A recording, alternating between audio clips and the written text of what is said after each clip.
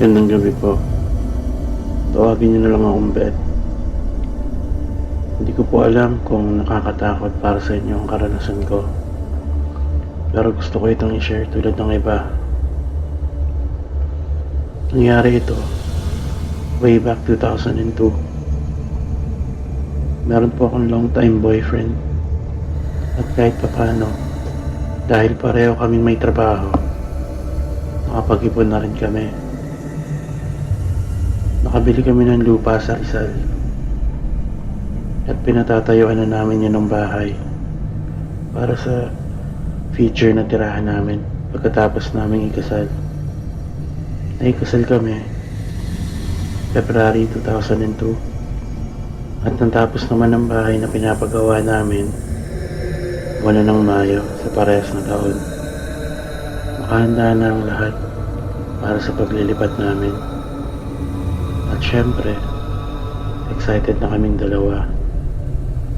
Bale, medyo magkakalayo pa ang bahay dito noon. Kasi nga medyo liblib pa tong lugar na to noong mga panahon na yun. Sa katunayan, yung lupa na nabili namin, talahiban siya na may mga puno-puno pa. Kaya pinagpuputol pa yun bago natayuan ng bahay. Magpapa-house blessing kami nitong mga panahon na to. Kaya naman, day before ng house blessing, maagang dumating yung kasambahay ng parents ko na hiniram ko muna para tumulong sa amin. Kasama nito ang anak niyang nasa 5 taong gulang. Wala daw kasing mag-aalaga kaya isinama niya na lang. Pumayag naman kami ng mister ko kasi di naman malikot yung bata at nakikinig naman kay Manang. Nung bandang hapon na, mga alas 3 na siguro yun, si Manang inaayos na yung mga kailangan lutuin bukas. Nakita ko naman ang anak nitong batang babae nakaupo sa harapan ng back door habang nakabukas ang pinto. Sa isip-isip ko nun, anong tinitignan niya? Puro talahib lang naman ang nandun. Wala namang ibang makikita. Inayahan ko na lang kasi tahimik naman ito. Mga alas 5 na ng hapon, napansin ko na yung anak ni Manang nandun pa din sa may back door. Pero this time, nakikita ko itong lumingisi-ngisi.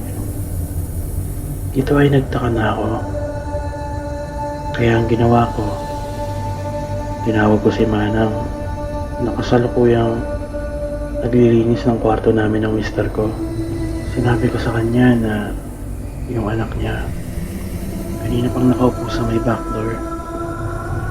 Dagdag ko pa ay nakita ko itong pangisi-ngisi.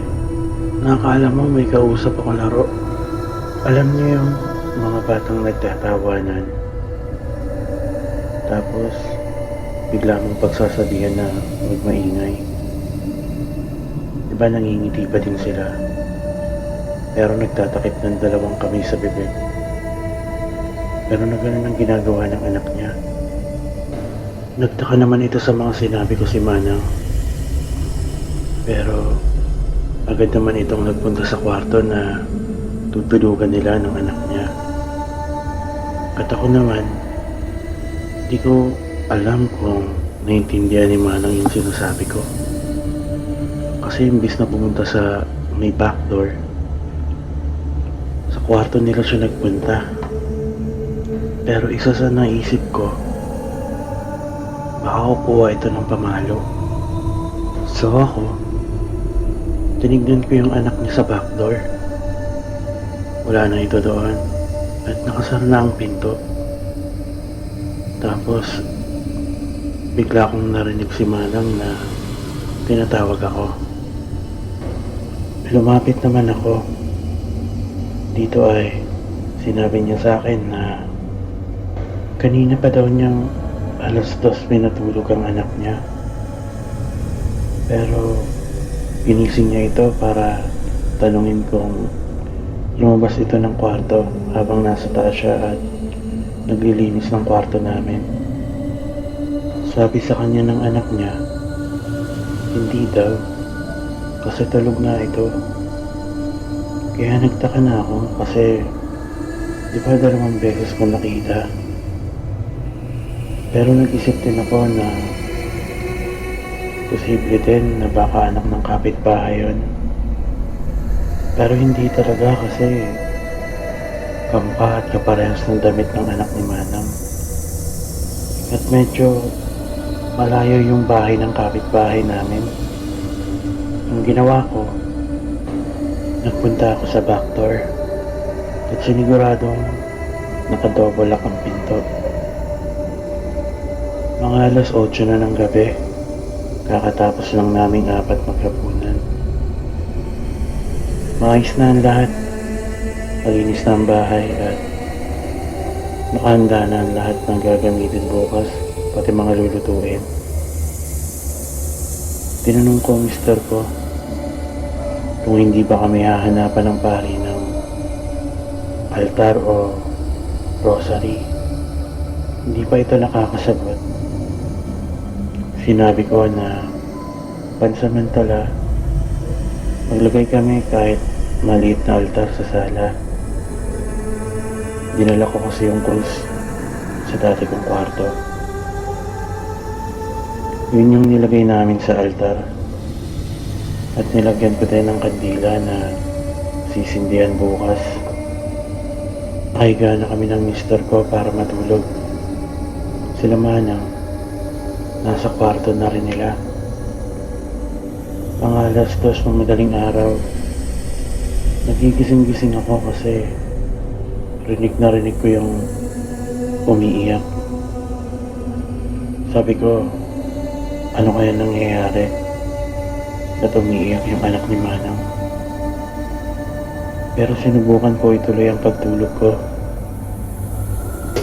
Umabot na ng mga 3:00 pero di pa rin ako makabalik sa pagtulog ko. Kasi grabe yung iyak ng anak ni Manang. Ginising ko ang mister ko. Sabi ko sa kanya, puntahan namin yung kwarto nila Manang. Kasi kanina pa umiiyak yung anak niya. Baka na paano na. Agad naman kami nagpunta doon. Nung nasa tapat na kami ng kwarto nila, tahimik naman. Pero kinatok ito ng mister ko. Pinagbuksan kami ng pinto at kitang-kita namin na tulog na ang bata. Nagtanong pa rin kami kung bakit iyak ng iyak yung anak niya. Sagot ni Manang, tulog na daw ang anak niya kanina pa. Pero habang sumasagot siya, kala mo gulat na gulat kasi nanlalaki mga mata niya habang nakatingin sa amin ng mister ko. Takang-taka talaga ako kasi sobrang lakas ng iyak ng bata na naririnig ko kanina. Pero since wala naman na, bumalik na kami sa kwarto. Hindi na kami nakatulog ng mister ko. Kaya sinimulan na lang namin asikasuhin ng mga lulutuin, paghihiwa at pagpapalambot ng mga karne. Maya-maya pa, lumabas na din ang kwarto si Manang at tumulong na din. Lunchtime ang schedule ng house blessing. Around 11 AM, nagdadatingan ang mga kamag-anak namin. At mga 11:40 na ata yun nung nakatanggap kami ng text. Galing ito kay Father. Malapit na daw sila. Pagkabasa ko nito at sinabi ko sa kanila, nagulat kami lahat. Tumili pa yung iba. Kasi yung krus na nilagay ko sa altar, nalaglag. Pero alam kong hindi basta nalaglag yun. Kasi tumalbog pa ito. Para itong ihinagis pababa. Nabasag pa nga yung isang tiles. Dinampot ko na lang at ibinalik sa altar yung krus. Tapos, naka-receive ulit ako ng text. Nalilit konti si Father kasi nasiraan daw sila. May dalawang kasama ito. Yung isa, dinala yung sasakyan nila sa paayusan. Tapos yung isang kasama niya, naglakad na lang sila. Malapit naman na kasi sila sa bahay. At eto na, during house blessing, habang nagdadasal si Father, lahat kami may hawak na kandila. Nagulat kami kasi wala namang hangin. Pero sabay-sabay namatay yung kandila namin. Tapos nito, napatilinan naman yung iba sa amin. Kasi nalaglag na naman yung krus. Si Father na ang lumambot nito. At habang nagdadasal, hawak-hawak niya lang to. At napatingin siya sa amin ng asawa ko. Napansin ko si Manang nakatitig din sa amin. Hinayaan ko na lang. Hindi ko naman pwede guluhin yung pagdarasal para lang itanong kung bakit. Nang matapos ni Father, bendisyon na ng buong bahay. Nagkainan na. Tapos kwentuhan. Tinawag kami ni Father. Dalawa kami ng asawa ko. Inulit niya sa amin yung pagbindisyon ng holy water. At sinabi na huwag daw kakalimutan ang laging pagsisimba at pagdarasal kahit nasa bahay lang. Matapos ang kainan at kwentuhan, mga alas 5 na ata. Sobrang pagod na kami kaya sabi ko kay Manang, bukas na lang kami maglinis. Magpahinga na muna. At naalala ko yung titig niya sa akin kanina. Dito ay tinanong ko siya. Nung sumagot ito ay sobrang kilabot ang naramdaman ko. Sabi niya, kagabi di rin siya makatulog dahil sa ingay ng umiiyak na bata. At laking gulat niya pagpunta namin sa kwarto nila ng anak niya para tanungin kung bakit ito umiiyak. Kasi nung binuksan niya ang pinto, nakita niya na may batang babaeng kamukha ng anak niya. At nakahawak ito sa kamay ko. Sabi pa ni Manang, tinignan daw siya nito ng pailalim. Pero nakangisi daw ito. At kaninang nagdarasal si Father, nakita din niya itong umiiyak. At galit na galit sa amin ang mister ko. Hindi ko alam ang isasagot ko sa kanya. Dito na din pumasok sa isip ko yung inulit ni Father sa amin ng asawa ko, ang pagbibindisyon ng holy water. At nagpaalala pa ito na magdasal kami palagi. Tuwing regular kami sa simbahan. At nagdarasal kami ng sabay lagi ng mister ko. Sinunod namin ang payo ni Father. Sa awa ng Diyos, wala naman na kaming na-experience na ganito sa bahay namin. Hanggang dito na lang po. Salamat.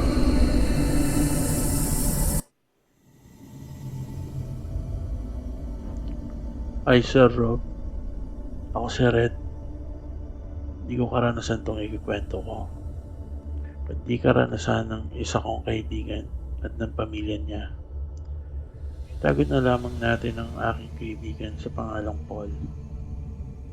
Si Paul ay isang TL o team leader sa isang call center company na sa pagkakakilala ko po sa taong ito ay napakabait at matulungin niya. Hindi lang sa loob ng kumpanya kundi pati sa labas na ito. Isa siya sa mga hinahangaan na TL sa kumpanya nila dahil sa lagi itong top performer.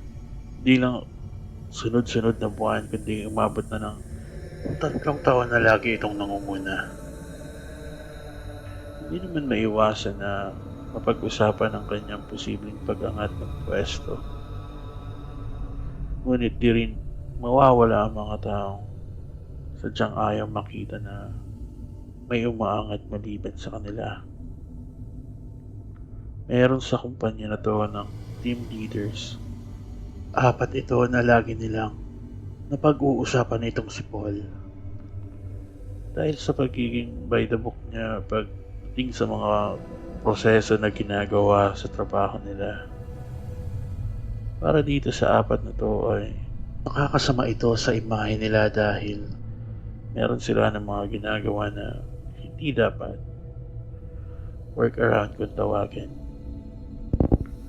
Mating sa punto na naiinis na sila kasi itong si Paul ang laging napupuri ng mga boss kahit na di hamak na mas matagal na sila dito sa kumpanya na ito. Matapos pa ang 2 taon na tuloy-tuloy ang magagandang nagagawa ni Paul sa trabaho ay inirekomenda ito ng OM o Operations Manager niya mismo na mag-apply na para sa kaparehas na posisyon na ikiniinggit naman ng 4 na TL dahil sa matagal na itong sumusubok na mag-apply sa posisyon na yan ngunit hindi matanggap-tanggap. Hindi lang dahil sa performance nila sa trabaho, meron din sila ng mga issue patungkol sa kanya-kanyang mga ahente nila. Paraan ng 4 na linggo ay tuluyan na nga naging operations manager itong si Paul. Ngunit sa unang linggo niya pa lang sa posisyon na ito ay madalas siyang nagpupunta sa klinika ng opisina nila dahil sa pagkahilo at pananakit ng ulo niya. Nagtuloy-tuloy ito hanggang umabot na sa hindi na siya makapasok na napakagandang pagkakataon naman para sa 4 na TL para magpakitang gilas sa mga boss nila dahil wala nga si Paul. Dahil nga sa ilang linggo na itong hindi nakakapasok ay pinuntahan namin siya sa kanilang bahay kasama ang isang ahente niya. Nga pala Sir Rob, TL din po pala ako. Kasamahan ko si Paul sa trabaho. Pagdating namin sa bahay nila ay kumatok agad kami na agad kaming pinagbuksan at pinapasok ng asawa ni Paul na si Ella. Pagkapasok namin ay bumungad sa amin ng isang anak nila na naglalaro lang sa harapan ng TV nila. Nung una ay kamustahan lang ang usapan hanggang lumipas ang ilang minuto ay nakarinig kami ng kalabog sa taas ng bahay nila at kitang-kita namin ang reaksyon ni Ella na takot siya. Dali-dali siyang umakyat sa kwartong pinanggalingan ng kalabog at sumunod naman ako agad doon. Dito ko nakita ang kaibigan ko na tulala sa kama niya. Nalalaki ang mga mata nito at nanginginig. At meron siyang paulit-ulit na sinasabi ng pabulong. Umalis kayo. Umalis kayo. Umalis kayo. Dito ay pinapakalma siya ni Ella. Ako naman ay di na lumapit kasi parang di niya ako kilala. Nung tinatawag ko siya, hindi niya ako nililingon na parang di niya ako naririnig. Sumenyas lang sa akin si Ella na bumaba na lang muna ako. Nakaraan pa ang ilang sandali ay sumunod na din si Ella sa akin pababa. Dito na siya nagkwento ng nangyari sa asawa niya kung bakit hindi ito makapasok sa trabaho. Noong una daw ay lagi itong nagrereklamo si Paul kay Ella na napakasakit ng ulo niya at lagi itong muntik matumba o natutumba dahil sa labis na pagkahilo.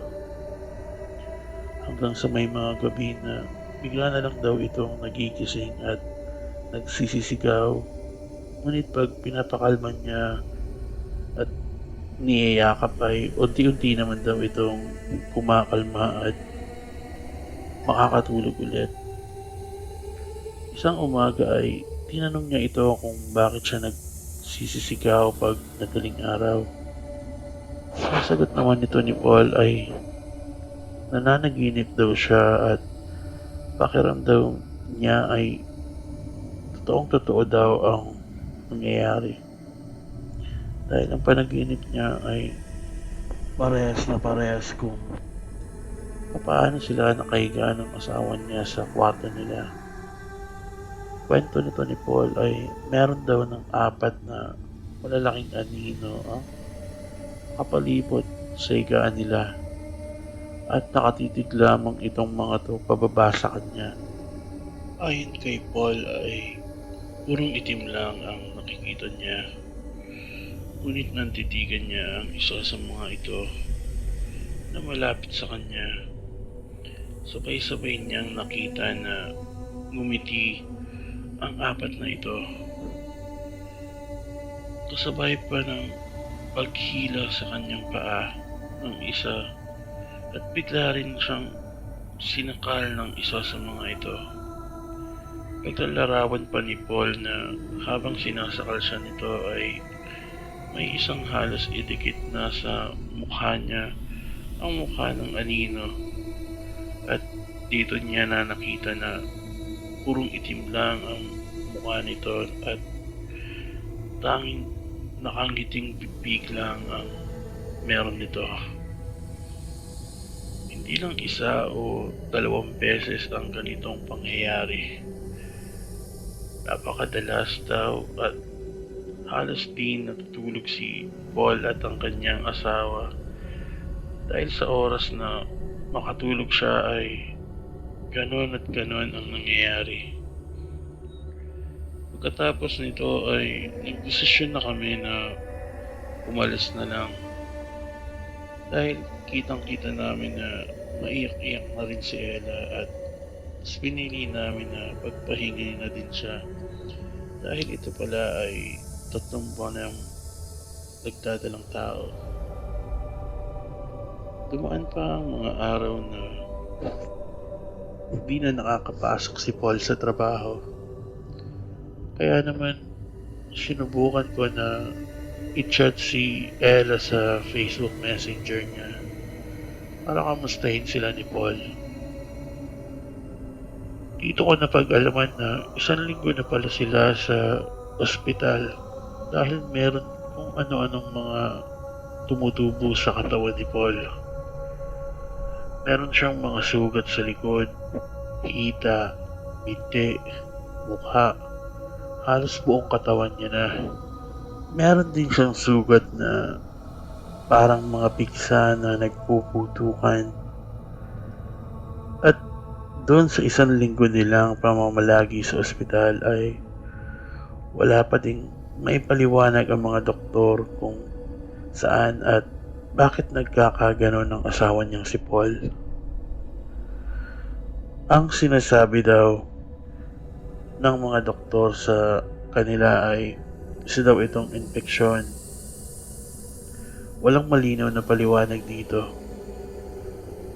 Puro ointment at kung ano-anong gamot ang pinapabili sa kanila pero parang walang nangyayari. Kaya labag man sa loob ni Ella ay inuwi na lang niya ang asawa niya dahil nauubos lang ang pera nilang nakatabi pero di naman magamot-gamot itong asawa niya. Dito ay sumubok na ito si Ella na patignan sa isang manggagamot si Paul. At dito ay nagimbal siya sa mga sinabi ng manggagamot dahil unang tingin pa lang nito sa pagbukas niya ng pinto ng kwarto nila ni Paul ay napailing na kaagad ang manggagamot. Nagtanong si Ella kung bakit ito agad napailing at dagdag pa niya tanong ay kung kinukulam daw ba ang asawa niya. Patingin sa kanya ang manggagamot at sinabi na, "Hindi lang basta kulam to, parang ang ginagawa sa asawa mo." Noong una ay hindi ganon kaapektado si Ella dahil una sa lahat, wala talaga siyang paniniwala sa mga manggagamot hanggang sa marami itong ginawang orasyon sa asawa niya. Inutusan pa siya tong kumuha ng bagong saing na kanin na agad naman yan sinunod. Inilagay ito ng manggagamot sa isang bimpo na puti at inilapat sa leeg at batok ni Paul na agad nagsisigaw. Walang ideya si Ella kung bakit nagsisigaw na naman ang asawa niya. Kung ito ba ay dahil sa mainit na kanin na nasa batok at leeg niya o ano. Hanggang sa tinawag siya ng manggagamot kasabay ang pagtanggal nito ng bimpo na puti sa leeg at batok ni Paul. Laking gulat ni Ella dahil nung pinakita ito ng manggagamot, merong mga patay na ipis na durog-durog na yung iba at yung iba naman ay gumagalaw-galaw pa. Doon naman sa mga sugat ni Paul ay merong mga naglalabasan na parang mga uod na kulay itim. Dito naiyak ng iyak si Ella dahil sa mga nakikita niyang nangyayari sa asawa niya. Ngunit sinabihan siya ng manggagamot na gagaling na daw ito dahil sa mga nilagay niya sa sugat ni Paul at sa mga dasal na ginawa niya dito. Meron din itong iniwang bote na may mga ugat-ugat na kailangan niyang ipahid sa mga sugat ni Paul para tuluyan na itong gumaling. Gumaling nga talaga itong si Paul. Makalipas ang 2 araw ay natuyo na ang mga sugat niya at nakakatayo at nakakalakad na ito. Na kung hindi lang dahil sa mga natutuyong sugat nito ay akalain mong walang nangyari sa kanya. Nalaman ko po ito dahil tumawag sa akin si Paul para ipagbigay alam na makakapasok na siya sa darating na linggo. Masayang masaya naman si Ella na makitang magaling na ang asawa niyang si Paul. Yun ang akala nila. Dahil kinagabihan noon ay nagsabi sa kanya si Paul na matutulog lang sandali dahil sa sobrang nahihilo na naman siya at sumasakit ang ulo nito. Nagulat din sila dahil yung mga sugat na tuyo na ay sabay-sabay itong nagtubig sa di malamang dahilan. Ang ginawa naman ni Ella ay pinagpahinga si Paul at ipinahid sa mga sugat nito ang laman ng bote na iniwan ng manggagamot. Kinaumagahan, dahil maagang nagigising itong si Ella para maghanda ng pagkain. Pagkatapos nito ay sigaw siya ng sigaw na tinatawag si Paul para kumain at pinasundo niya pa rin ito sa anak nila. Pero sabi ay tulog na tulog daw si Paul. Kaya naman si Ella na mismo ang nagpunta sa kwarto para gisingin ito. Nakita niya na nakatalukbong ito ng kumot sa buong katawan hanggang ulo. Kaya nang tanggalin niya ito,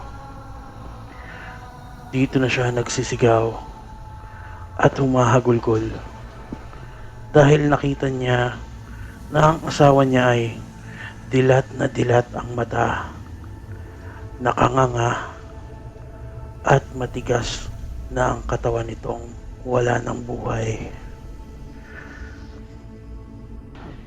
Nalaman ko agad ang mga nangyari dahil di nga nakapasok si Paul at tumawag din si Ella para sabihin na patay na nga ang asawa niya. Nagpunta ako agad sa burol niya para makiramay. At dito, ikinuwento ni Ella ang nangyari nung gabi na di si Paul nakapasok.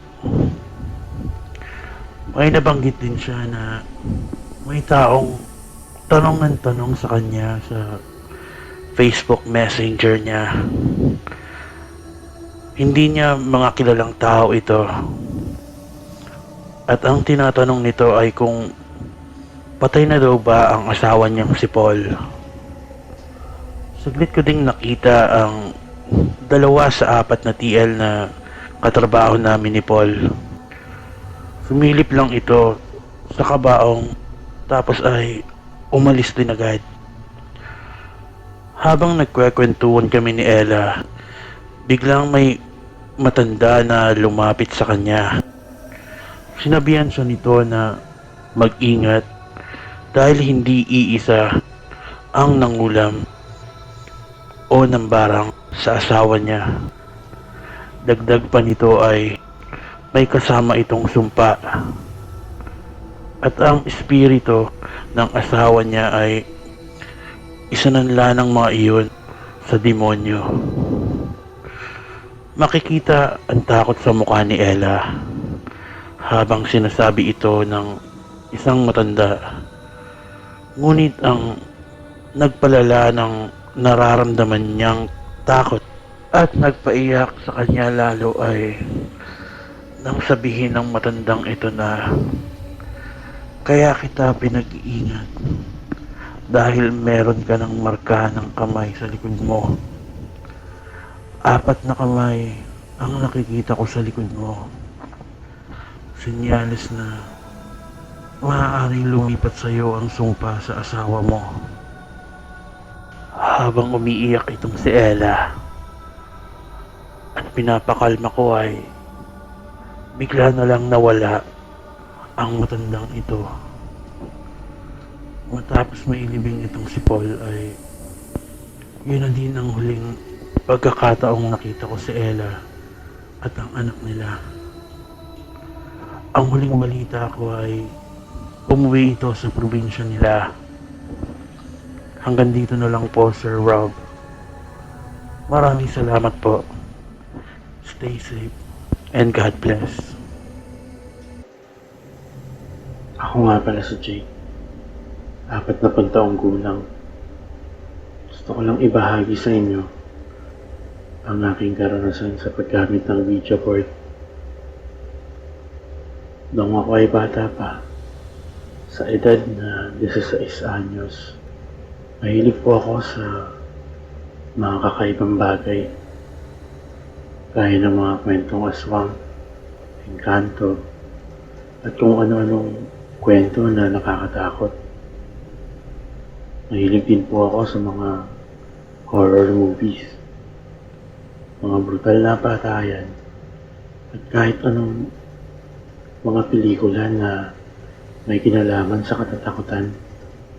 Dahil sa mahilig ako sa mga nakakatakot, gusto ko magkaroon ng experience sa katatakutan. Hanggang sa mapanood ko ang isang movie na gumamit ng Ouija board. Dahil sa kasabikan ko na maka-experience ng nakakatakot, nagtry akong maghanap ng Ouija board pero wala akong nakita. Kaya pumasok sa isip ko na gumawa na lang ng sariling Ouija board para mag-experience ako sa katatakutan. Naglagari ako ng isang plywood na di masyadong kakapalan. At pagkatapos kong nagarihin ito, ay kinopya ko ang nakasulat sa Ouija board. Dahil sa excited ako masubukan ito, basa na lang ang ginamit ko sa Ouija board. Hindi ko na ginawa yung parang tatsulok na bagay na ginagamit dito. Kasi nakita ko sa Spirit of the Glass na kasi nakita ko sa Spirit of the Glass na baso lang ang ginamit. Kaya naisip ko na baka pwede na siguro ang baso. Nang matapos ko nang gumawa ng video board, sinubukan ko ito mag-isa. Sinubukan ko na tawagin ang kaluluwa sa loob ng bahay. May kaluluwa ba dito? Magparamdam ka at magpakilala. Maya-maya ay kusang gumalaw ang hawak ng baso na gamit-gamit ko sa video board. Habang hawak ko ito, gumalaw ito ng mabilis na halos mabitawan ko na. Hindi ko na matandaan kung saang letra nagpalipat-lipat ito dahil sa mabilis nitong paggalaw hanggang sa tumilapon sa sahig ng bahay namin ang basong ginagamit ko sa video board at nabasag ito. Maya-maya ay biglang lumamig ang kapaligiran ng bahay namin. Kahit ang haling tapat at walang hangin. Basta biglang lumamig na lang ang loob ng bahay. Tapos na nga may sunog na parang malansa sa loob ng bahay. Biglang may kumalabit sa likod ko. At paglingon ko sa likuran ko, walang tao. Kinabahan na ako ng mga oras na yon. Kaya tumayo na ako para lumabas ng bahay.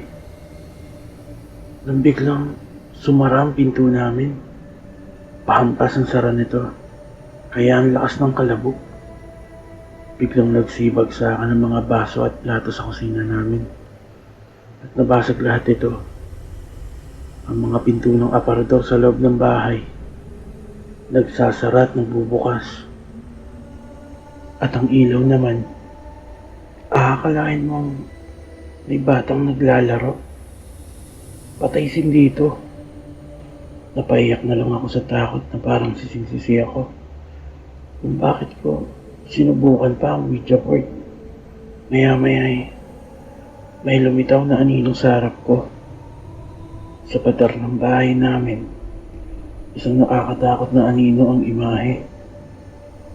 Isang hugis tao na malaki at nakakatakot. Biglang may tumulak sa likod ko. Kaya natumba ako para sa sahig namin. At meron lang isang persa na biglang humila sa akin na hindi ko nakikita. Papasok sa kusina namin. Grabe na ang nararamdaman kong takot nito. Na gusto ko nang makatulog na lang. Pag-ising ko, wala na. Na parang isang panaginip lang. Kaya nagdasal ako ng nataimtim ng Ama namin at Aba Ginoong Maria.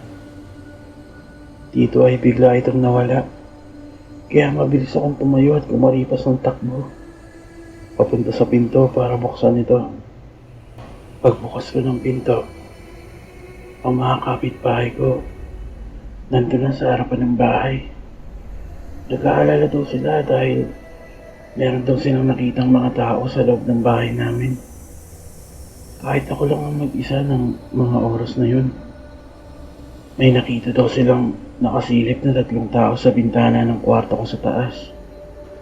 Itim daw lahat ng suot nito at hindi nila maaninag ang mga mukha ng 3. Maya-maya nakarinig na sila ng mga nababasag na bagay at mga kalabugan sa loob ng bahay namin.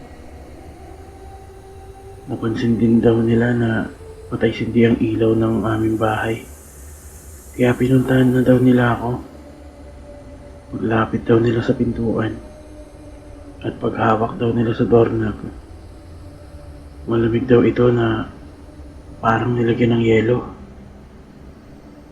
Kumatok daw sila ng kumatok pero walang nagbubukas ng pinto.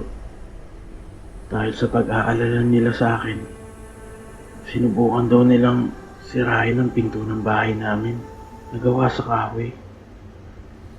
Sinipa daw ito ng mga kalalakihan na kapitbahay namin. Pero hindi daw ito masira. At ang pinagtataka pa nila, parang sumisipa daw sila sa pader. Pagkatapos ng mga nangyari, nilinis ko ang lahat ng nabasag na baso at plato sa kusina namin. At ang mga gamit na nagsibag sa akin, ibinalik ko sa dating pwesto. Dumating ang nanay at tatay ko galing sa pamilyan. Nagulat sila sa nadatnan sa bahay. Kaya ikinuwento ko ang lahat ng nangyari sa akin. Sinira ng tatay ko ang video board at sinunog ito. Sa pagkakala na lalayas ang masamang spirito sa loob ng bahay namin. Mga 3:15 ng madaling araw, habang ako ay natutulog, naramdaman ko na may dumagan sa dibdib ko. Kaya bigla akong nagising. Nakita ko ang isang nakakakilabot na anino. Nahugis na akong nakadagan sa dibdib ko. Nakaupo ito sa akin dibdib at napakabigat nito na halos hindi na ako makahinga. Sinubukan kong tumayo ngunit napakabigat nito. Kaya muli akong nagdasal at pagkatapos kong magdasal ng Ama namin at Aba Ginoong Maria, doon lang ulit ito nawala. Hindi na ako nakatulog pa ng mga oras na yun hanggang sa mag-umaga. Mga 6:30 na ng umaga. Habang ako ay nakaupo sa harapan ng mesa, may narinig akong boses na pumulong sa kanan kong tenga. At ang sabi nito, "Hoy, akin ka." Bigla akong napalingon sa bandang kanan ko. Wala naman akong nakita. Kinabahan na naman ako sa nangyayari sa akin. Kinuwento ko sa mga magulang ko ang mga pangyayaring ito. Kaya nagpatawag na sila ng albularyo. Pumunta ang albularyo at tinawas ako. Ang sabi nito, isang hindi matahimik na kaluluwa daw ang nagambala ko. Matapos gawin ng albularyo ang mga ritual niya, hindi na daw muli manggagambala pa ang espiritu na natawag ko dahil napalayas na daw niya ito. Dahil sa mga sinabi ng albularyo, nawala ang takot ko at pangamba ng mga magulang ko.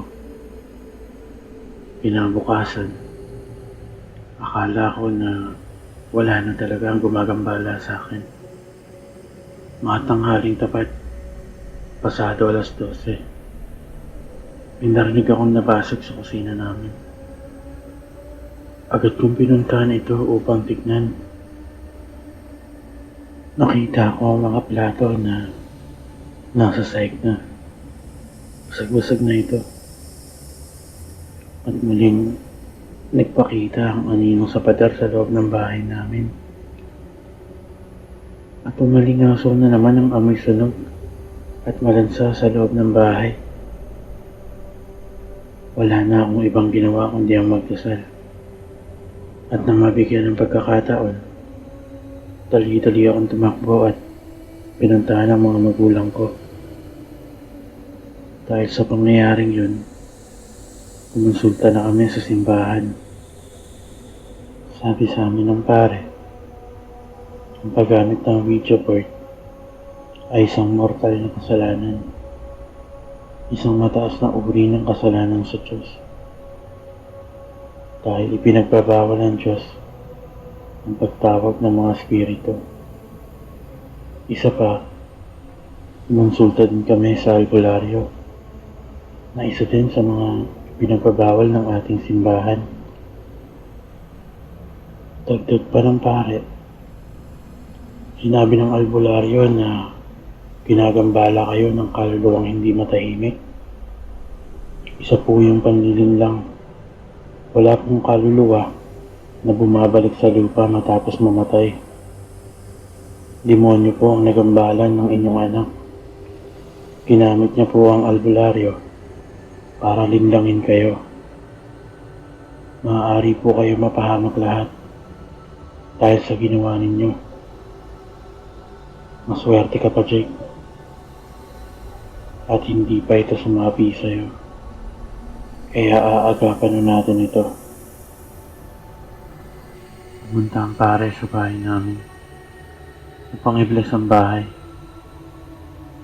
Habang nagdarasal at nagbibisik ang pari ng holy water sa buong paligid ng bahay, muli nagpakita ang itim na anino. Maya-maya ay lumitaw ito mula sa pader sa loob ng bahay. Pinilabutan kami sa aming nasaksihan. Nanlaki ang mga mata namin. Ang malaking aninong hugis taong lumitaw sa pader ng bahay, biglang tinubuan ng sungay. Ang mga bagay sa loob ng bahay namin biglang nagkalawan at nagbabagsakan. Ang ilaw sa aming bahay nagpapatay-sindi. Maya-maya may sumigaw na nakakatakot ang boses. At ito ay nagmumula dun sa anino. Tila ba nasasaktan sa dasal ng pare at sa pagbibisik nito ng holy water. Makalipas ang ilang sandali, biglang tumahimik ang paligid. Ang lahat ng mga bagay na gumagalaw sa loob ng bahay at ang ilaw na patay-sindi tumigil. Nawala din ang amoy sunog at malansa sa loob ng bahay. At nawala na din ang nakakatakot na anino na tinubuan ng sungay. Naramdaman namin na guminhawa ang loob namin. Naging kalmado din ang aura sa loob ng bahay at naging payapa na ito. Sinabi ng pari sa akin, huwag na uulitin ang ginawa ko. Magkumpisal ako at laging tatawag sa Diyos. Simula nun, naging malapit na ang aking pamilya sa Diyos. Linggo-linggo na kami nagsisimba ng buong pamilya ko. Kaya maipapaya ko sa mga makukulit na kabataan, huwag na huwag niyong susubukan na gumamit ng Ouija board.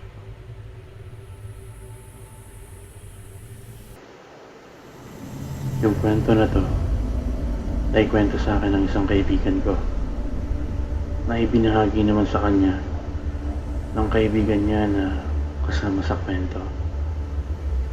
Hindi na nabanggit ang taon ng mangyari ang kaganapan na to, pero ang lugar ay sa Bicol. Ang mga pangalan sa kwento na to pinalitan na. Posible pa kasing buhay ang mga kasama sa kwento na to. Simulan na natin. Kilala si Kuya Jun sa lugar namin dahil siya may pinakamalaking tindahan doon. Mabait itong si Kuya Jun. Halos lahat kasi ng bumibili sa tindahan niya kinakaibigan niya. Siguro ay para doon na lang bumili lagi sa kanila at maging suki sa tindahan nila.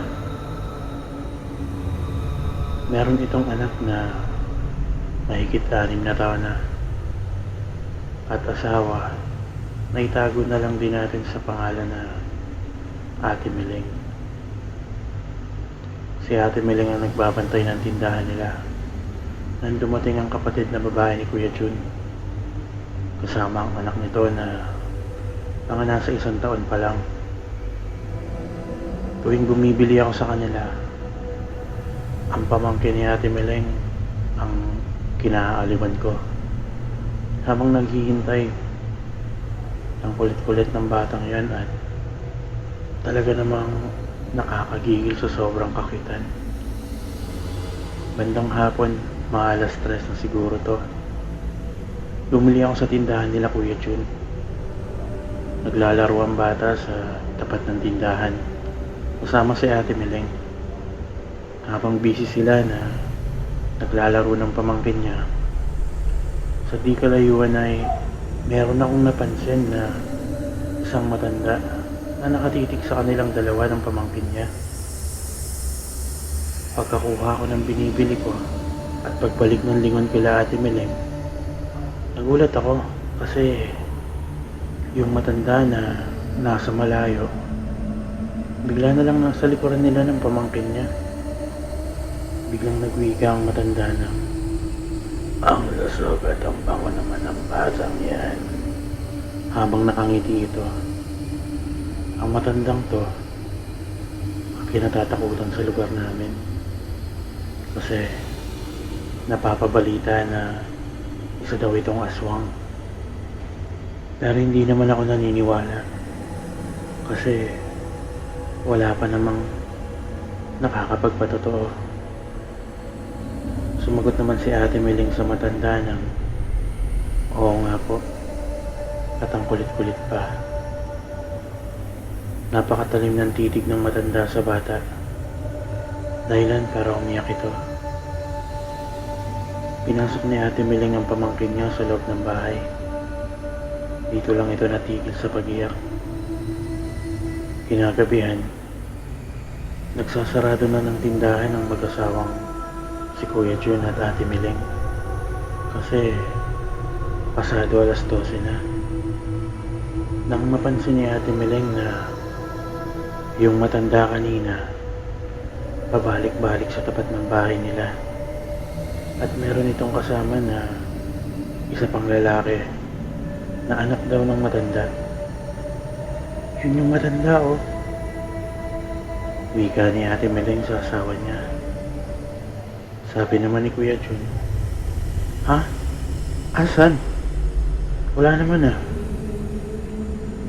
Kahit na naguguluhan si Ate Meleng, hindi na lamang niya iyan pinansin. At tuluyan ang isinara ang tindahan. 1:00 ng madaling araw, nakapwesto na sila para matulog. Pero nagpapalahaw sa iyak ang batang pamangkin niya. Ang akala ng ina ng bata, maiinitan lang ito. Kaya naman, pinalipat ni Ate Meleng ang mag-ina sa kwarto nila dahil merong aircon doon. Pero hindi pa rin natigil sa pag-iyak ang bata. Inilabas ito ng kanyang ina sa labas ng bahay, sa may terrace. Pero lalong lumakas ang iyak ng bata. Ipinasok na lang nila ulit sa loob ng bahay. Pero ganun pa din. Hindi talaga tumitigil. Hindi na alam ni Ate Meleng at Kuya Jun maging ang ina ng bata ang gagawin nila. Dahil talagang grabe ang palawan ng bata. Alam ni Ate Meleng na hindi simpleng iyak yon. Iyak ito ng isang bata na takot na takot. Pinagmasdan nila ang bata. Nakatakip ang isang kamay nito sa mukha niya. At ang isang kamay ay talagang todo yakap. Pati mga paa nito nakaangkla sa may buwat-buwat sa kanya. Namumutla na ito dahil sa kakaiyak. Pati yung ina ng bata gusto na umiyak dahil sa awa sa anak nito. Biglang narinig ni Ate Meleng na bumukas ang gripo. Nandun yun sa likod ng bahay nila. Walang pag-aatubili. Pinuntahan niya yun para sana patayin. Pero nang ilabot siya, nang makita na mahigpit ang pagkakasara nito, bumalik siya agad sa kwarto kung asan yung asawa niya at ang bata. Laking gulat nila nang bigla na lang pumatok ang ilaw nila at umusok. Nakaamoy din sila ng napakabahong amoy. Siguro pagsamahin mo yung amoy ng 5 taong grasa at 5 truck ng basura, ganon kasangsang yung amoy. Sa pagkakataong ito, alam na ni Ate Miling, inaaswang ang pamangkin niya. Kaya naman, agad-agad ay kinuha niya ang garapon ng asin at nagsaboy sa buong kabahayan. Matapos ito ay dito lang natigil sa pag-iyak ang pamangkin niya. Akala nila tapos na ang lahat. Pero maya-maya pa, may narinig silang napakalakas na kalabog sa bubong ng bahay nila. Animoy, may bumagsak na napakalaking bagay. Dito ay pinipilit itong bungkalin ang bubong ng bahay nila. Itong si Ate Miling, nagmadaling kunin ang dalawang itak at ipinagkikis-kisan niya ito. Maliban pa dun, pinapalo-palo niya ito sa lupa. Sabay nagsisigaw. Sigaw ni Ate Miling, "Kilala kita. Pati kami tataluhin mo pa. Bukas na bukas, pupuntahan kita sa bahay mo." Dito ay biglang nawala ang nilalang na nasa bubungan nila. 6:00 na ng umaga. Pero hanggang ngayon, binabantayan pa rin nila ang pamangkin niya. Dahil sa takot na kunin ito ng aswang. Ilang oras ang nakalipas, may dumating na lalaki sa tindahan nila. Bumili ito at patingin-tingin sa loob. Nagtanong pa ito kay Ate Miling kung ano daw ang nangyari at parang wala itong tulog. Sumagot naman ito na antok lang kasi maagang nagising. Biglang lumabas ang bata, buwat-buwat ng ina nito. Nang makita ito ng lalaki, ngumiti lang at umalis na. Tulad ng sabi ko kanina, hindi ako naniniwala na aswang ang matanda. Dahil wala naman ang nagpatotoo nito. Pero kung totoo man na aswang ang matanda, yung lalaking anak niya aswang din ba? Kaya baka kasama ito ng matanda nung gabi para dalawa silang aaswang sa bata. O di kaya alam nitong lalaki na aswang ang ina niya at kaya siya nasa labas para pigilan ito sa gagawin niya. At baka kaya ito nagpunta ng tindahan nila Kuya Jun at Ate Miling ay para kamustahin kung okay lang ba ang bata. O di kaya sinisigurado niya lang na masusolan niya ito. Sabi ng lolo ko sa akin, pag nagustuhan ng aswang ang isang bata, gagawin nito lahat para makuha iyon. Pag nakuha nila ang bata, sigurado ang kamatayan nito. At ang katawan ng bata ay mapapalitan ng katawan ng saging. Pero sa paningin natin, yung itsura pa din ng bata yun. Dito na po nagtatapos ang kwento ko.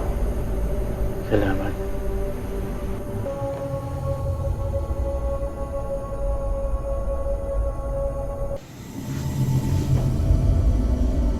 Magandang umaga po. Ako nga pala si Jazz.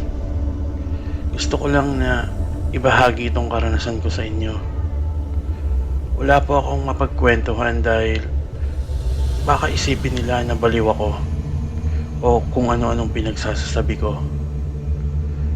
Ako po ay isang teller sa bangko sa Eastwood City. Nangungupahan po ako sa Pasig para malapit lang ako sa trabaho ko. Sa bandang Manggahan, Pasig po ako nangungupahan. Di ko na lang po sasabihin ang saktong lugar. Mahirap na. Kasama ko po ang kapatid kong babae na nag-aaral pa ng high school noon. Ang karanasan kong ito ay nung umuwi ako galing trabaho. Naabutan ko ang kapatid ko na nanonood ng TV nung binuksan ko ang pinto. Binati ko po ito at tinanong kung kumain na ba siya. Tulala lang ito at hindi ako pinansin. Inisip ko na lang na baka di ako narinig dahil tutok na tutok sa panonood niya. Kaya naman, tuloy-tuloy na akong umakyat sa kwarto at nagbihis. 2 palapag po ang tinitirhan namin. Yung baba, nandun ang sala, kusina, banyo, pati ang laundry area namin. At meron 2 kwarto sa itaas. Pagkatapos ko magbihis, agad na akong bumaba para tignan kung may pagkain. At kung wala pa, magluluto na ako para sa hapunan namin. Nasa may hagdan pa lang ako, pababa. Narinig ko na parang may inaaway itong kapatid kong si May. Alam niyo yung away ng babae na nagsasabunutan tapos nagsasalitaan pa din. Ganun yung naririnig ko. Kaya agad akong napayuko para silipin kung sino at anong nangyayari. Nakita ko nga na may inaaway nga si May. Pero medyo natatakpan sila ng TV kaya di ko halos makita. Ang ginawa ko, bumaba ako at nilapitan ko sila. Nagsalita ako ng tama na yan. Nagad naman silang huminto.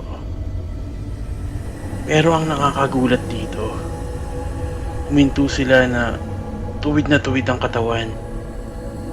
Nawirduhan ako sa reaksyon nila. At dito ko napagtanto na parehas ang suot-suot nilang damit. Sa anggulo nila ngayon ay nakatalikod sa akin yung isa. Nagsalita ako ulit at tinawag si May. Kasi nga, tulala sila. May! Ang nagpakabog sa dibdib ko ay nung lumingon sila at sumagot sa akin ng po. Magkamukhang magkamukha sila. Ang nasa isip ko ay, bakit dalawa si May? Pagkalingon nila sa akin ay umiti rin ito ng sabay. Yung ngiti nila ay yung abot hanggang tenga. Kaya napatras ako ng isang hakbang. Pero bigla na naman nilang tinuloy yung pag-aaway nila. At sa pagkakataong ito, yung May na nakatalikod sa akin, sinasakal yung May na nakaharap. Kitang-kita ko ang napakalaking ngiti na ginagawa ng sumasakal. Dahil sa abot nga ito sa hanggang tenga niya. At ang May na nakaharap sa akin, tinawag ako ng kuya at humihingi ito ng tulong.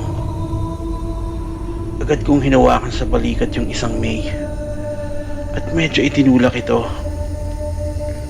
Ngunit nalito ako dahil bigla itong umiyak ng may luha at sinabing, ano daw bang ginagawa ko? Bakit siya ang itinulak ko? Napatingin ako sa May na kaninang sinasakal at napaatras na naman ako dahil nakangiti na naman ito ng pagkalaki-laki. Akma ko nang itatayo yung tinulak ko na May nang nakarinig ako ng tinig na nanggagaling sa kusina namin. Ang tinig na kilalang kilala ko kung kanino nanggagaling. Walang iba kundi sa kapatid kong si May. Ang sabi ng tinig ay, "Oh kuya, andyan ka na pala." Talaga namang gulong-gulo na ako sa nangyayari. At ang nagpakilabot lalo sa akin, nang magsalita ang 3 May ng sabay-sabay na, kanina ka pa namin hinihintay. sabay ngiti ng pagkalaki-laki. At may kinuha silang tatlo na kutsilyo na nasa likuran nila. Naglalakad ang tatlo papalapit sa akin. Ako naman, di na makakilos sa kinatatayuan ko. Gustuin ko ang manakbo. Mukhang nilamon na ako ng takot na nararamdaman ko. Rinig na rinig ko ang kabog ng dibdib ko habang nakapako sa kinatatayuan ko. At bigla akong napaigtad ng nagsalita ulit sila ng kuya habang naghahalakhakan at papalapit ng papalapit sa akin. Dito ay napasigaw na ako. Habang sumisigaw ako, naramdaman ko na may yumugyug sa akin at sinisigawan ako ng kuya. Dito ay bigla akong nagising, pawis na pawis at naghahabol ng paghinga. Napasabi na lang ako na salamat at panaginip lang. Nakatulog pala ako nung umakyat ako para magbihes. Naalala ko bigla na may gumising sa akin at parang automatic na si May na yun. Yun ang inisip ko. Pero pagkalingon ko ay tama, isa itong babae. Pero di ko pa ganun kaaninag dahil pupungas-pungas pa ako noon. At lang luminaw ang paningin ko. Bumalik lahat ng kilabot na nararamdaman ko. Hindi ito si May. Tinititigan ko to at unti-unti itong umaatras. At alam ko sa sarili ko na ang pag-atras na ginagawa niya ay hindi siya umahakbang. Lumulutang ito at dahan-dahan na nilalamon ng dilim sa kwarto ko. Dahil sa mga pangyayaring ito ay nagdesisyon po ako na lumipat na lang kami ng tirahan ni May. At sa awa ng Diyos, hindi na po naulit ang ganitong pangyayari sa akin. Hanggang dito na lang po. Salamat. Ang mga kaganapan na to ay base sa tunay na karanasan ng ating sender. Naitago na lang natin sa pangalan na Tupe. Nangyari ito taong 1995 nung nagbakasyon sila sa New Lucena, Iloilo. Sa itong rider si Tupe, napakahilig niyang magkagala sakay ng kanyang motorsiklo kasama ang mga kaibigan niya. Pero kahit kailan, hindi ito sumama sa bahay bakasyonan nila. Hindi rin siya naniniwala sa mga kababalagan ng katatakutan. Pero itong karanasan niya na to ang magpapabago ng lahat. Nagsimula ang lahat nang magdesisyon ng mga magulang niya at mga kapatid na magbakasyon sa bahay ng lola nila. At sa pagkakataong ito, hindi na siya nakawala sa mga magulang niya. Kaya napasama na talaga siya. Meron itong kapatid na lalaki na kasama niya. Tuwing nagdadrive, mahilig din kasi itong gumala. Dahil sa impluwensya na din niya. Nung umuwi sila, sabay sila ng kapatid niya na nagmamaneho ng kanya-kanyang motorsiklo. Tapos yung mga magulang nila at isang kapatid na babae nakasakay sa kotse na minamaneho naman ng driver na inupahan nila. Tuwang-tuwa ang magkuya sa pagmamaneho Siyempre, long ride yun eh. From Manila to New Lucena ba naman. Masayang naging paglalakbay nila. Nakailang stopover din para magpahinga at kumain. Mga alauna na ng madaling araw. Balik na naman sila sa biyahe. Nasa Mindoro na sila nito. Sa National Highway na. Bigla na lang bumagal ang pagtakbo ng kotse na sinasakyan ng mga magulang nila. At dahil nasa likod sila nito, bumagal din ang pagtakbo nila. Sa pagkakatanda niya, mga nasa 40 lang ang takbo nila. Wala naman halos ng kasabayan ng sasakyan. Kaya nagtaka itong si Tope at ang kapatid naman niyang si James. Parang chill na chill lang na ganun lang ang takbo nila. Kaya naman inunahan ni Tope ang kotse. Tapos huminto siya sa may gilid. At sinenyosan nito na huminto. Laking pagtataka niya kasi dumire-diretso lang ito na animoy hindi siya nakita. Di hinabol niya ulit. Tapos huminto itong kotse sa isang kainan na malapit sa highway. Pagkahinto niya, tinanong niya agad kung bakit.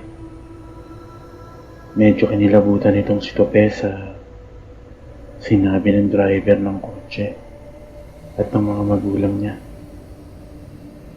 Kaya daw sila nagbagal ng takbo kasi baka kung anong mangyari sa kanya. Nakita kasi nilang merong nakayakap sa kanya na 2 kamay. Nasa balikat ang isa at ang isang kamay naman nasa may bandang bewang niya.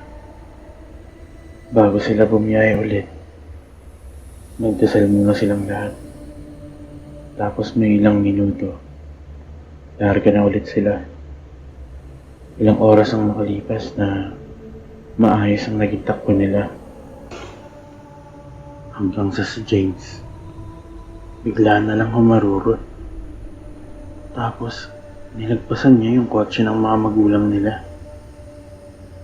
Siyempre, hinabol niya.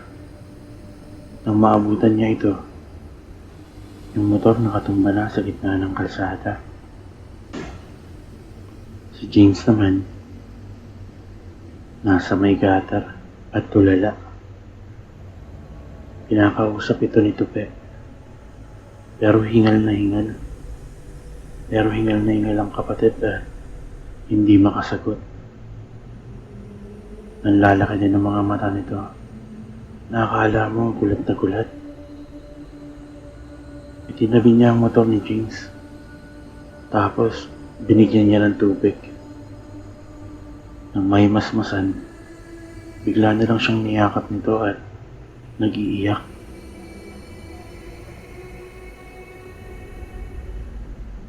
Nang tinanong nila kung bakit, sabi daw nito, mayroong umangkas na babae sa kanya at may binubulong-bulong pa sa kanya. Tapos tatawa-tawa. Ang sabi ng babae, "Mamamatay ka. Mamamatay ka." Tapos hindi na niya makontrol ang motorsiklo niya. Bigla daw itong bumilis. Kaya ang ginawa niya ay itinumba na lang ito. Maayos naman si James dahil kumpleto naman ang protective gear niya. Kaya kukunting kaskas lang ang inabot. Pagkatapos ng pagpapahinga at nung maging okay na ang kapatid, bumiyahe na sila ulit. Laking pasasalamat naman nila at wala naman ang nangyari na kababalagan sa biyahe. Hanggang makarating sa bahay na pagpapakasyon na nila. Dito ay sinalubong sila agad ng mga kamag-anak nila. Napakahabang kwentuhan sa mga buhay-buhay. Nagulat si Topet kasi napakarami pala nilang kamag-anak dito. Kasi nga, di ba, ngayon lang siya sumama. Kaya naman, wala siyang ideya. Meron pang mga nagdadatingan na mga pinsan daw nila at mga tito at tita. Sobrang dalang kasi nilang pumunta dito, kaya naman pag pumupunta sila, akala mo laging family reunion. Dahil nga sa dami ng mga kinakausap-kausap ni Tope, halos maluyo na ang lalamunan niya. Kaya nagpaalam muna siya at nagpunta sa kusina nila para uminom ng tubig. Babalik na sana itong si Tope sa mga kamag-anak nila nang biglang may nakasalubong siyang bata. Hinawakan siya nito sa kamay na parang inaakay siya. Ang nasa isip naman niya, baka pamangkin niya o anak ng kung sino sa mga kamag-anak niya. Kaya naman hinayaan na lang niya ito. Inakay siya nito paakyat ng second floor ng bahay. Tapos ay itinuro sa kanya ang isang kwarto. Tuwa naman itong si Tope kasi gusto niya na rin talaga magpahinga eh. Kasi nga napakahaba ng biyahe nila. Kaya pagod na pagod siya. Sabi niya sa sarili, napansin siguro ng bata na aantok-antok na siya at pagod. Kaya itinuro na sa kanya yung kwarto kung saan siya pwede magpahinga. Dahil nga ngayon lang nakarating si Tope sa bahay na to. Hindi niya alam na ang kwarto kung saan siya ay doon mismo namatay ang kanyang lola. Wala naman siyang naranasan na kahit na anong kapabalakin sa kwarto. Naging maayos naman ang pagtulog niya. Inaumagahan, binising siya ng isa sa mga tita niya para daw makapag-almusal na. At habang nag-aalmusal, tinanong siya nito kung bakit daw napakaaga niya naman ata natulog. Dagdag pa nito ay mabuti alam niya kung saan ang kwarto. Sagot naman nito pagod na kasi siya dahil sa biyahe. At may bata na umakay sa kanya papunta dun sa kwarto sa itaas. Kasabi na pagkasabi ni Topinyan, natahimik silang lahat. Sabay tanong ng, sino yun? Sabi naman ni Tope, di niya kilala. Basta batang lalaki. Sambit naman ang tita niya. Wala naman ang bata na nagpunta kagabi. Puro matatanda lang. At tumangulang ang mga magulang niya. Nakaharap nila sa mesa. Hindi na nakasagot si Tope. Kasi inalala niya yung bata. Napagtanto niya na kagabi, hindi naman malamig yung tubig na ininom niya. Pero nung hawak siya ng bata, napakalamig ng kamay niya kung saan ito nakahawak. Talagang nagtayuan ang balahibo ni Tope nung naikwento nila to sa ibang kamag-anak nila. Ang sabi, yung batang nakita niya, tao daw sa dilim. Meron daw talaga ng ganun. Kapag ang bahay, matagal nang walang nakatira. Grabe ang kilabot na naramdaman niya dito. At dito na siya nagsimula na maniwala sa paranormal.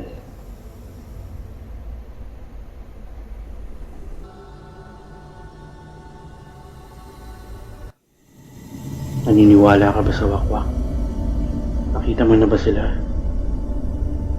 Kung totoo man sila at iyong nainkwentro, Ano kayang gagawin mo? Ito ay base sa totoong karanasan ng aking tito Arnel at tia Dailin sa probinsya ng South Cotabato. Nakatira ang mag-asawang Arnel at Dailin. Si Arnel ay isang pastor sa kanilang simbahan, habang si Dailin naman ay isang normal lang na may bahay.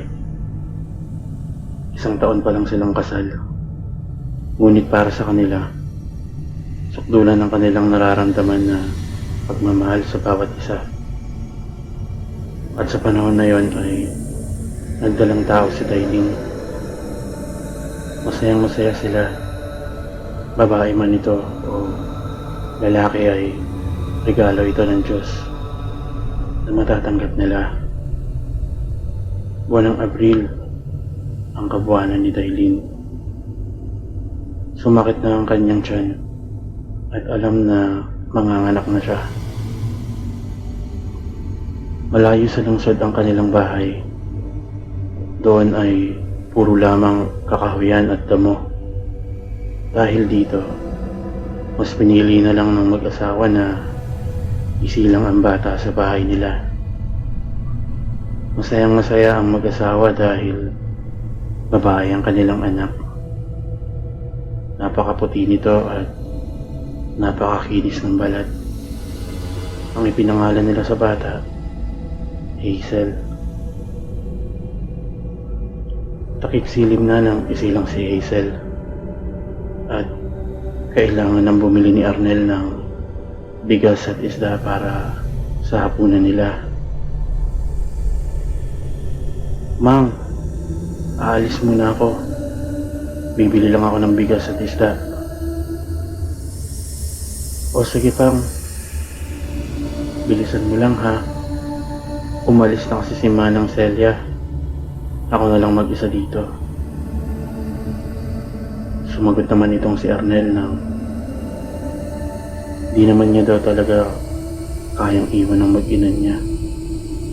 Sadyang wala pa sila kasi ng panghapunan.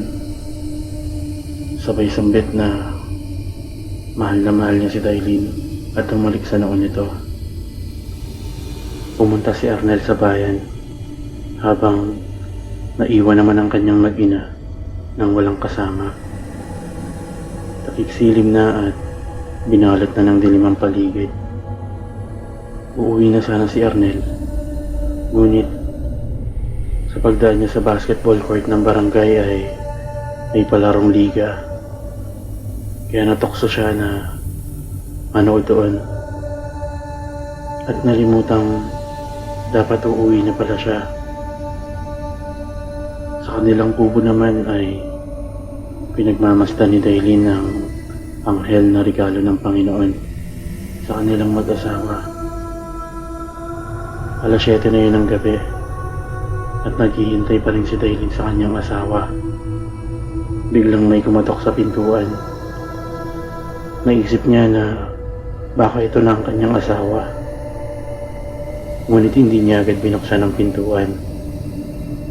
Naalala niya kasi na ang bili ni Manang Celia, wag agad bubuksan ng pintuan pag may kumatok. At alalahanin niyang mabango ang amoy ng bagong silang na bata sa mga kampo ng dilim. Arnel? Arnel, ikaw ba yan? Tanong ni Dailin. Ngunit kahit anong tawag niya, ay hindi sumasagot ang nilalang na nasa labas ng pintuan. Kaya hindi niya na ito pinagbuksan. Biglang nakaramdam ng takot si Dailin dahil pilit nang binubuksan ng kung anong nilalang ang kanilang pintuan. Dali-dali niyang tinulak ang cabinet upang maiharang sa pintuan. Hindi mabuksan ng kung anong nilalang ang pintuan nila. Mabuti na lang at tumigil na ito sa pagkatok ng pintuan o pagpwersa ng pintuan nila. Ngunit mas Bumugso ang takot niya nang marinig niya ang boses na wak, wak. Alam niya kasing isa yung wakwak. Ang mas ikinatakot niya dahil hindi lang isa, kung hindi dalawa, ang wakwak na gumagambala sa kanila. Nung pinakinggan niya ang mga boses nila, tila ang isang wakwak ay babae na parang sunod-sunuran lang ito sa kung anong sinasabi ng isang wakwak na lalaki. Hindi na niya napigilan ang kanyang nararamdamang takot. Kaya sumigaw na siya ng napakalakas na humihingi ng tulong. Ngunit malayo ang kanilang bahay sa baryo at tanging bahay lang nila ang nakatayo sa lugar na yon. Kaya ni isa, walang nakarinig sa kanya. Pumunta ang lalaking aswang sa bintana ng barong-barong ni Dailin at pilit itong binubuksan. Umiiyak na si Dailin dahil ang isang aswang ay pumunta sa silong ng bahay. Pinatay nito ang lahat ng alaga nilang mga manok. Ang mas malala ay inilulusot nito ang kanyang kuko sa kawayang sahig ni Dailin. Pilit niyang tinutusok ang paa ng kawawang babae. Kaya walang magawa si Dailin kung hindi ang tumakbo paikot-ikot ng bahay para hindi matusok ng kuko ng wakwak habang umiiyak. Dahil sa ingay na nagawa ng mga wakwak, nagising ang sanggol at umiiyak ito. Mas naging agresibo ang mga wakwak na para bang gutom na gutom. At dahil sa araw ding iyon ng anak si Dailin ay hindi pa naghihilom ang sugat niya. Tila nararamdaman ni Dailin na nahihilo na siya at pagtingin niya sa ibabang bahagi ng bestita niya ay napakarami na palang dugo na tumagas. Hindi na niya kayang ilagan ang kuko ng wakwak. Pero para hindi pa rin siya matusok, ipinatong niya ang sarili niya sa mesa habang karga-karga ang kanyang sanggol. Hindi na niya kaya at namumutla na siya dahil sa kanyang pagdurugo. Panginoon, ikaw na ang bahala sa aming mag-ina. Ang tanging nasambit ni Dailin. Sa panahong iyon ay hinimatay na siya habang yakap-yakap ang kanyang anak.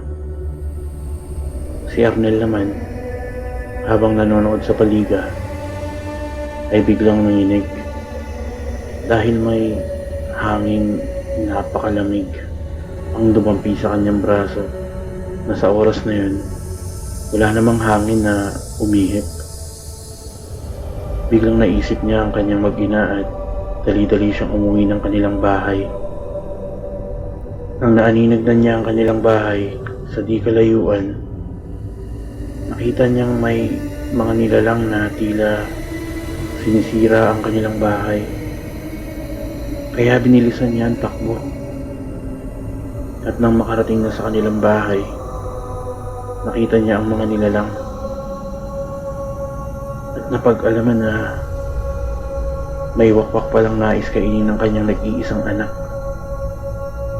Sumigaw si Arnel at dahil dito, nabaling ang atensyon ng wakwak sa kanya. Aktong dadagitin na sana siya ng mga to. Ngunit may isang bagay lang na ginawa si Arnel na nagsanhi ng pagtilapan ng mga wakwak papalayo sa kanilang bahay. Ang pagsambit sa pangalan ng Panginoong Hesukristo. Dahil sa taranta, binunggunan niya ng napakalakas ang kanilang pintuan. Natumba ang cabinet na nakaharang dito. Nabuksan ang pintuan. Ngunit napuruhan ang brasong ginamit ni Arnel sa pagtulak ng pinto. Pagkakita niya, wala nang malay ang asawa. Dali niya itong ipinahiga at pinunasan ng tuwalyang may maligamgam na tubig. Mabuti na lang at nagkamalay na ito. Doon pa lang naalala ni Arnel na wala pa pala silang hapunan. Kaya kahit takot siyang lumabas ay pinili na lang niyang labanan ng takot para makapagsaing. Gawa ng nasa labas ng kanilang kusina. Alam kasi nilang nagmamatsyag pa din ang wakwak sa kanila. Matapos maluto ng kanin at ang paksiw na isda ay isinara na nila at ipinandado ang pintuan para matulog na. Ngunit imbes na makapagpahinga ay bigla na lamang kumalabog ang bintana. Sumigaw na naman si Dailin dahil sa takot. Huwag ka mag-alala, nandito na ako. Poprotektahan kita at ang anak natin. Ang pangako ni Arnel sa umiiyak na asawa. Mas naging agresibo ang mga wakwak na kahit mahigpit ang mga kandado ng pintuan at bintana, unti-unti pa rin kumakalas ang mga ito para hindi mabuksan ng mga wakwak ang bintana at pintuan. Inilagay nila ang mga cabinet at baol para maging harang. Pumatong sila sa lamesa dahil tulad ng dati ay nasa silong nila ang babaeng wakwak at pilitin tusok ng mga kuko nito ang kanilang mga paa. Napanatag ang kanilang loob dahil kahit anong gawin ng mga wakwak, hindi na nila mabuksan ang mga maaari nilang daanan. Ngunit sa hindi inaasahan, nabaklas ng mga wakwak ang bubong nila Arnel at Dailin. Sa puntong iyon, wala nang kawala ang mag-asawa at ang kanilang anak mula sa kamay ng mga wakwak. Nakita nila ang nakakatakot na anyo ng mga wakwak. Mabalahibo ang mga ito na parang malalaking daga na may matutulis na mga ngipin. May mapupulang mga mata at pakpak na kawig ng sa isang panike. Nung sumugod na ang lalaking wakwak, kinuha ni Arnel ang patalim sa gilid niya at sinalubong nito ang lalaking wakwak. Ngunit nakailag ito at inihalo siya sa may cabinet. Kahit hinang-hinana ay pilit pa rin siyang bumangon para sa kanyang mag-ina. Ngunit nawalan siya ng malay. Lilipad na sana papalapit kay Dailin at sa sanggol ng babaeng wakwak. Ngunit huminto ito nang makitang may dala siyang buntot ng pagi. Nagalit ang lalaking wakwak at siya na nga ang sumugod kay Dailin. Pinalo ni Dailin ang lalaking wakwak. Napaso ito, ngunit nagawa pa rin ito hilahin ang buntot ng pagi at inihagis ito sa labas ng bahay. Pang! Pang! Sigaw ni Dailin sa walang malay na asawa. Narinig ito ni Arnel at agad-agad bumangon. Wala nang ibang naisip na paraan si Arnel kung paano matatalo ang wakwak. Ngunit may naalala siya na ibinili ng kanyang manugang na babae. Walang malakas na kasamaan kung sa Panginoon ka uhugot ng kalakasan. Dahil dito, naisip ni Arnel na kunin ang Biblia at binasa ito ng may kalakasan. Sa puntong yon, sinasakal na ng lalaking wakwak ang leg ni Dailin. Ngunit pagkarinig nito ng binabasa ni Arnel, ay tila napaso ito at napitawan ang leeg ng kawawang babae. Sa patuloy na pagbasa ni Arnel, tumilapon sa iba't ibang direksyon ng mga wakwak at mula sa matapang na boses ng mga wakwak, naging parang mga ibon itong kinigilitan ng leeg. Dahil dito, Natakot sila at lumipad at nagtago sa puno ng mangga sa harap ng bahay ng mag-asawa. Bumulusok ang lalaking wakwak pabalik sa butas ng bubong ng bahay. Ngunit may bumaril dito at tinamaan sa may tagiliran. Yun ang matalik na kaibigan ni Arnel na si Boyet, isang sundalo. Dahil sa tinamaan niya ang wakwak, lumipad na ito sa malayo kasama ang babaeng wakwak habang pag-ewang-gewang na lumilipad sa direksyon ng sementeryo. Naawa si Boyet sa kanyang matalik na kaibigan, sa asawa't nito at anak. Kaya pinatuloy niya sila sa konkreto niyang bahay at inasikaso sila ng asawa ni Boyet. Kinaumagahan, pinuntahan nila ang sementeryo kung may bangkay ba ng wakwak doon. Ngunit wala naman maliban sa mag-asawang nakatira doon. Nagtaka si Boyet at Arnel dahil may benda sa tagiliran ng lalaki. At nang makita sila nito, tumakbo ito at pumasok sa kanilang bahay. Naalala nila na tinamaan nila sa tagiliran ng lalaking wakwak. Kaya hinala nila ang lalaking yun siguro at ang asawa niya, ang wakwak na sumugod kina Dailin at Arnel kagabi. Pumunta sila sa barangay hall para i-report ang nangyari. At nang binalikan nila ang bahay ng pinihinala nilang wakwak, wala na doon ang mag-asawa. At wala na rin kahit isang gamit sa loob ng bahay na yun. Kaya nakumbinse sila Dailin at Arnel na ang mag-asawa sa sementeryo talaga ang mga wakwak. Simula noon, wala nang nabalitang wakwak na gumagambala sa kanilang lugar.